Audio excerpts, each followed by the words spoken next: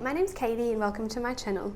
In this video today I'm going to show you how to set up a super simple water change irrigation system so that you can easily do a water change on your fish tank without using any buckets, just a pump, but then also disperse the water throughout your garden so that all of your plants get a really good watering. Of course, you can always just do this without the irrigation system. You can just run a hose into your garden. But this is for anyone like me who has a garden that's spread out and it doesn't work to pump it all into one space because then it kind of floods the garden a little bit.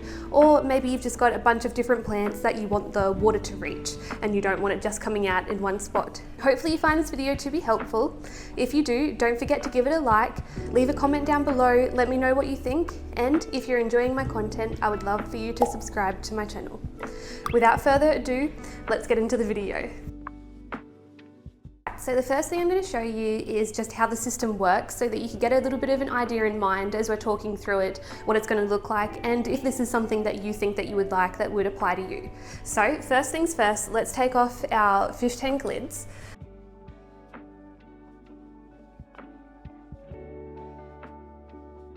Turn off all of our filters, our heaters, and any pumps or anything like a wave maker that we've got in here.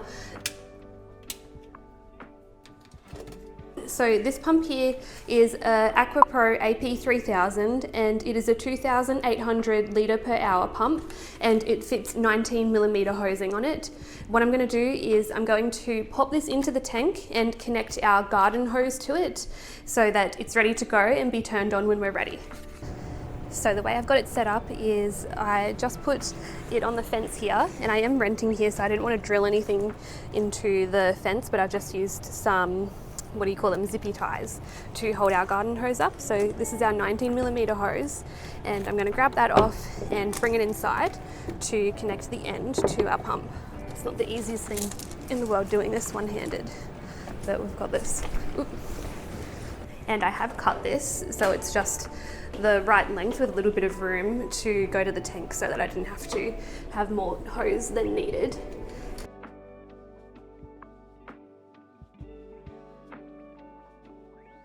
And that holds our pump and it's ready to go into the tank now. That's everything we need to do. Now the only thing that we've got left is to turn the pump on, which is this one here, and it's going to start pumping water through our hose.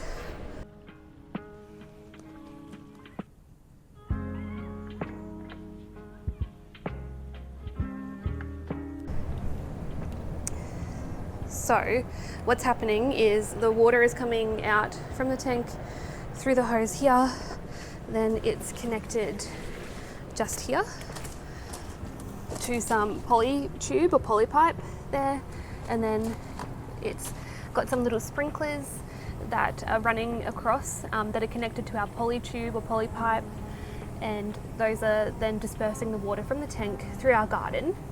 And we've got a little valve over there that can be opened and closed, but that's closed at the moment because we want to keep pressure in the system for our sprinklers.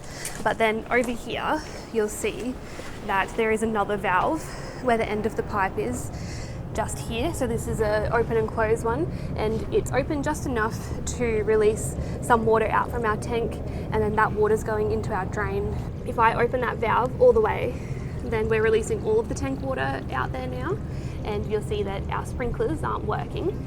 Now, if I close that valve up a little bit, then you'll see that we get some pressure introduced into our system and we have less water flowing out on the end, and our sprinklers are sprinkling more water out into the garden.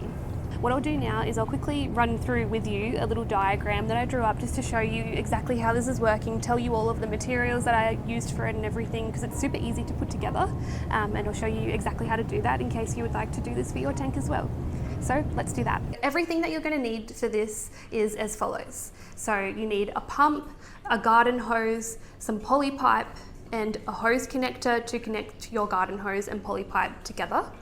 All of my stuff is 19mm stuff, but you could adjust this depending on the size of your pump and just make sure that all of your hosing and your connectors are the right size. The other things that you're going to need are some plumber's tape to waterproof your hose connector, a hole poker for where you're going to put your sprinklers in, collect the number of sprinklers that you want to put into your system as well, some pegs to hold down your poly pipe neatly in the garden too. You will want some connectors, like L-shaped connectors for any corners that your poly pipe is going around. Then you'll also want an open and close valve for anywhere that you have an end where your pipe is.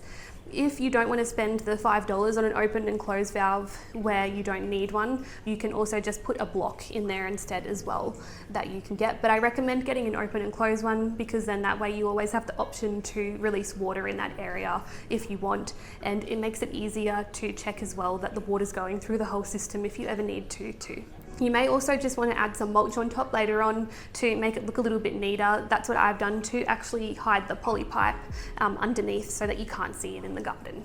And that's everything that you're going to need to put this all together. Okay, so I've just drawn this amazing piece of art for you to give you just a bird's eye visual of what we're dealing with here. So this is our tank here and our garden hose that connects then with our hose connector to our poly pipe, and we've got each bit of poly pipe cut so that it just goes in a straight line, and these dark black bits are our little connectors for connecting our poly pipe where we've cut it. And so you can see that mine runs up here across where the shrubs are, up to the tree and across the other little shrubs. And then I've got an extra bit where there's a sprinkler for the grass that comes off. Then down here is where the excess water can go into the drain, and I've got my adjustable valve here for adjusting how much water is going into the drain so that I can change the pressure to my sprinklers. Then I've got another little valve just on the end where there was an opening here too, just to make sure that the water was able to flow all the way through.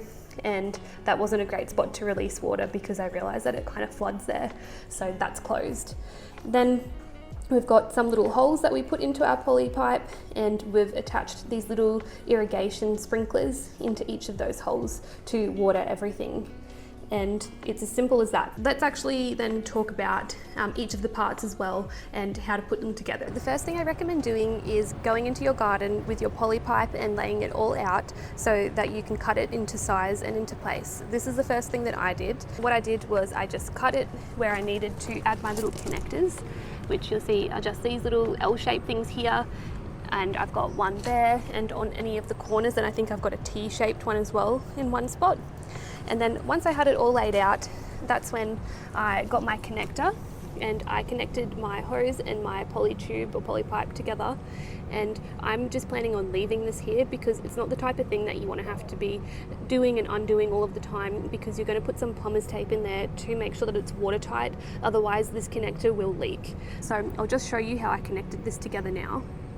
Alright, so this is what your hose connector is going to look like. This is not the right size, so what I'm going to do is I'm going to use this, which is a hose to tap connector, to show you how to put the plumber's tape on so that it doesn't leak. So if you connect your poly pipe like this and then you screw it in like you would a normal hose, what you will find is that the water leaks out, which is no good. So you just get some of this kinetic plumber's tape, and what we're going to do is we're going to put it around and make it so it's a tighter or snugger kind of fit with the poly pipe. Just kind of loop it around. There we go, that'll do. Maybe use scissors to do that if you've got some handy. And then just push it on like that. And then that's going to be a much more snug waterproof or watertight fit. So then you can screw it on there. And then you're going to do the same for the other side, which will look like that for where your hose is going to go. That's really the most difficult part, is making sure that that's not going to leak, which is why I recommend having a hose that you can just keep here. But I haven't had any issues with it other than just some minor kind of dripping out of it, but it's been mostly good. The rest is pretty self-explanatory. You're going to get your little connectors anywhere that you need to turn a corner. You'll want to get a little L-shaped connector, which is super cheap. You're just going to cut your poly pipe and connect it to either end. You can use just spit or saliva to make it a little bit easier to put it together. If you are having difficulty actually pushing them together, you're just going to get some little pegs that you can just hammer in, and it's just going to secure the poly pipe so that it's not lifting up.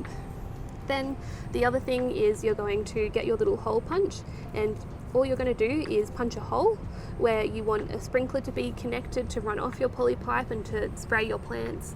So I've got 7 sprinklers, I believe, and I'll just put some footage up of how you poke the hole. It's really super easy, and you can choose whatever type of sprinkler you want. These are all round ones, but you can get ones where it's a quarter sprinkler or a half if there's only a certain place that you want it to spray. And I recommend just getting a few at first, seeing how the pressure is, and then you can always add some more.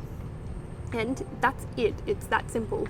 You literally just put your holes in, add your sprinklers. Then, like I was mentioning before, you just want to get your adjustable valves and pop them on any end that's open of your poly pipe. So I've got one over there, then I've got my other one just over here, and that's just my little valve that I've got here that's connected. There's no reason why I have it there. It's just out of the way there, but easy to access at the same time. And then I do have a little valve here. There's not really any purpose for this other than I was going to use it at first to adjust how much pressure was going to that sprinkler. That's a bit of a bigger sprinkler, but it's kind of not really doing anything at the moment with how I ended up setting it up. So you don't really need that, but if you wanted to, if you have a big sprinkler for grass like what I've got, you could put that before it gets to the sprinkler so you can adjust how much pressure is going into your sprinkler if that was an issue.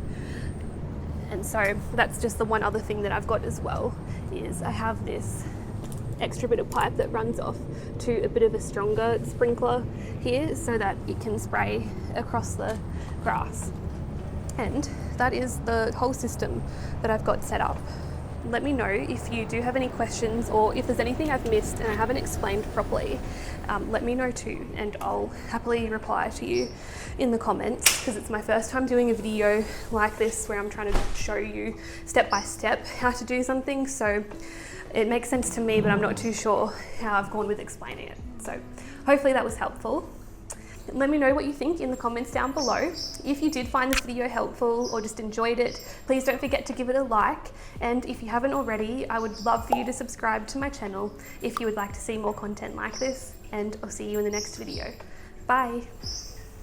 Some will know I've got a bearded dragon called Little Man. It's actually a girl, but she was called Little Man before we knew she was a girl. And she's woken up from brumation because they sleep throughout the winter, and it's spring here now. So let's pick out some little weeds for her, because she's probably going to like eating maybe some grass and stuff from in here, and love like little flowers and things like that. So get some stuff. I think that she'll love these too, these little dandelions. So get her that, and we'll see if she wants to eat some. Okay, hey little man, what do you think? Oh yeah, that's so good, hey. You've got to love some flowers. Put that there for you. So little man is, how old are you now, little man? 2 years, I think. Wow, that went quickly. Yeah, so little man was born in October of 2020. So it's already been 2 years. Crazy. Let me know if you want to see more of Little Man in any of the videos.